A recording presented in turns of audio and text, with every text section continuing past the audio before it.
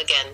The world is remembering Muhammad Ali, the boxing legend whose fame went far beyond the sport. He died today at the age of 74 after being hospitalized earlier this week for respiratory problems. He had also battled Parkinson's disease for decades. Muhammad Ali is being hailed as a champion, not just in the ring, but as a champion of social justice. Among the outpouring of tributes on Twitter, Filipino boxing champ Manny Pacquiao says boxing benefited from Muhammad Ali's talents, but not as much as mankind benefited from his humanity. The British and Indian prime ministers call him a role model and a source of inspiration. Footballer David Beckham says he's the greatest there will ever be, and pop star Madonna says words cannot express. He shook up the world. And one of his great rivals, George Foreman, who fought Ali in the Rumble in the Jungle, wrote that a part of him has slipped away, the greatest piece. We look back now at Muhammad Ali's extraordinary life. Muhammad Ali was born Cassius Marcellus Clay Jr. in the U.S. state of Kentucky in 1942. A descendant of pre-Civil War era slaves in the American South, young Cassius first picked up boxing when he was 12 after a thief stole his bicycle. I am the greatest. He made his professional debut on October 29, 1960, and after a tough start, he began amassing records. Cassius was known to belittle his opponents, making him controversial and disliked by many in the industry.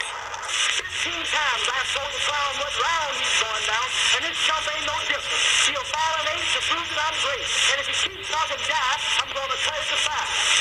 We talked a lot during the fight. Now it's part of its game. If he could beat you mentally, he had to. In 1964, Cassius converted to Islam and changed his name to Muhammad Ali. That makes me rumble. Don't you rumble? Run like a butterfly, sting like a bee. Rumble, young man, rumble. That's what we're going to do. We're going to rumble. In 1966, he refused to be drafted into the U.S. Armed Forces at a time when America was fighting in Vietnam.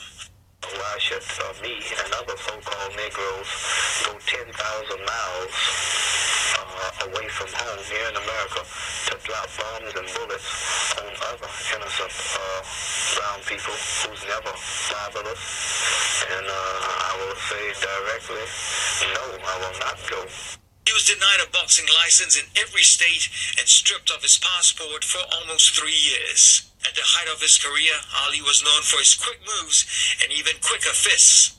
The fastest, the best, the most positive, and they'll never see the likes of him ever again.